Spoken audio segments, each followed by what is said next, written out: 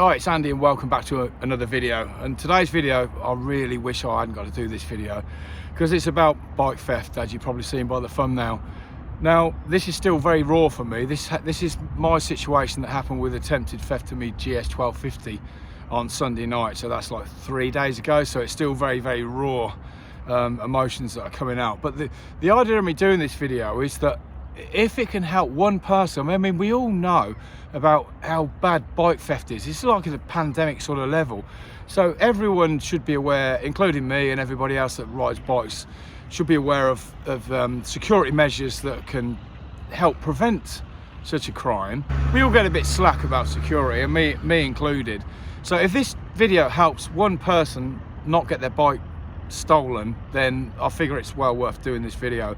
And another thing, whilst we're on the mention of putting things about bike theft on videos as well, a lot of people are, oh, you got too much things on social media, everyone knows what bikes you've got Facebook, you've got Instagram, you've now got a YouTube channel, etc, etc. So yeah, I might be putting myself out there. So again, that's another thing to consider. Don't be putting down in the video where, you know, don't have your house in the background with number 31 on the door or whatever it happens to be, and things of that nature. So there's things that we can do. We shouldn't have to do this, but it's the sign of the times. We have to do this.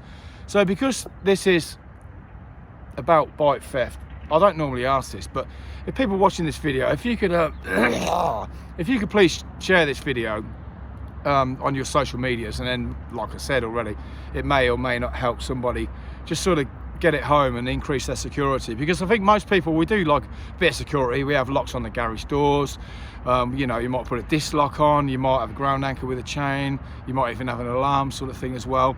And I had most of these. I didn't have an alarm on the GS.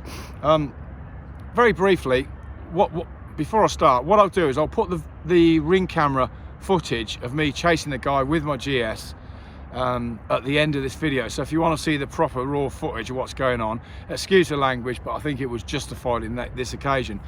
Now, so basically, try and keep it brief. What happened is that at 3 o'clock in the morning, I was awoken by my car alarm, looked out the window, and I seen my van, which was butted up to my garage door, rolling slowly down my drive, all lights and sirens blaring.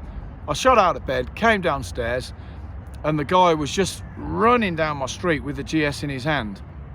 And I shouted and screamed at him. He let go of the GS, so it continued on its path to an inevitable crash on the right-hand side, and he ran. I ran after him a bit.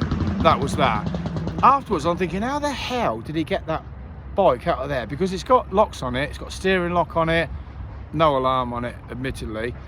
But I'm thinking, and I've got extra security locks on my garage door, so I'm thinking he's had to move my van out the way and disable all these locks within like a second.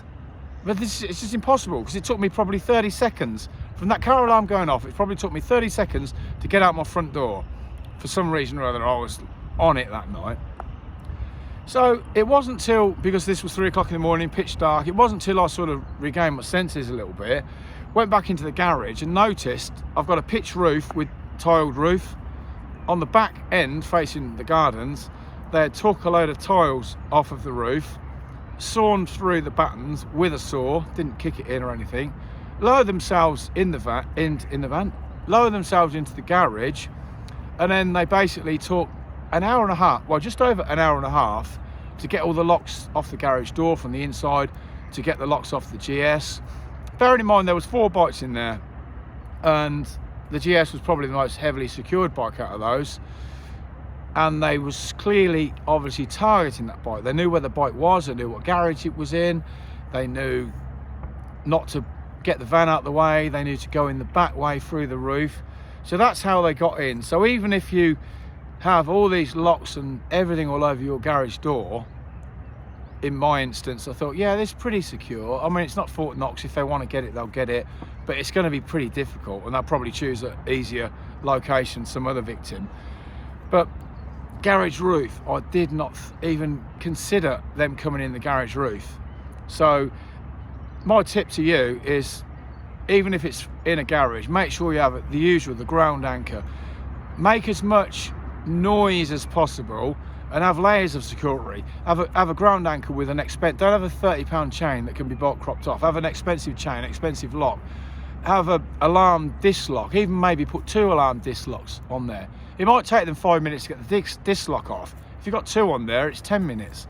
Alarms going off on the bike. If your garage is next to your house, put an alarm on that. There's endless things you can do. So hopefully this video just helps to highlight the fact that these things go on all the time, as we're all aware. But it just, if it hits it home and somebody's watching this video and they say to themselves, well, actually, I'll just put mine in there, I'll put the steering lock on it and I'll put a disc lock on it. That's not good enough. If they want that bike, they'll take it. So just make it a bit more difficult for them to get. So again, please share the video. I don't normally, it sounds a bit like desperate, oh, share on my video, like, subscribe and all that nonsense. But in this instance, like I said at the start of the video, if it helps somebody not go through what I've gone through 3 days ago, then this video will be worth doing, because again, I'm putting myself out there. Yes, I've got a GS, it's in my garage. Now the GS is not in the garage at the moment, it's in the menders. Luckily it's obviously fully insured. I've got protected no claim, pay the excess, but it is what it is. They smashed my car window screen, side window, sorry, to move that out of the way, so I had to pay 75 quid for that.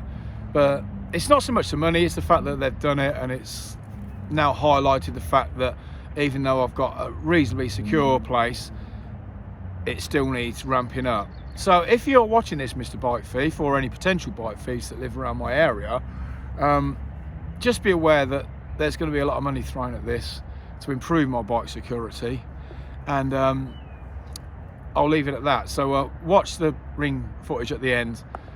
If you've got any tips or whatever, then please share them, that'd be great. And hopefully we'll be back to normal with a nice biking video. So you got to the end, I appreciate that, and I'll speak to you on the next one. Cheers for now.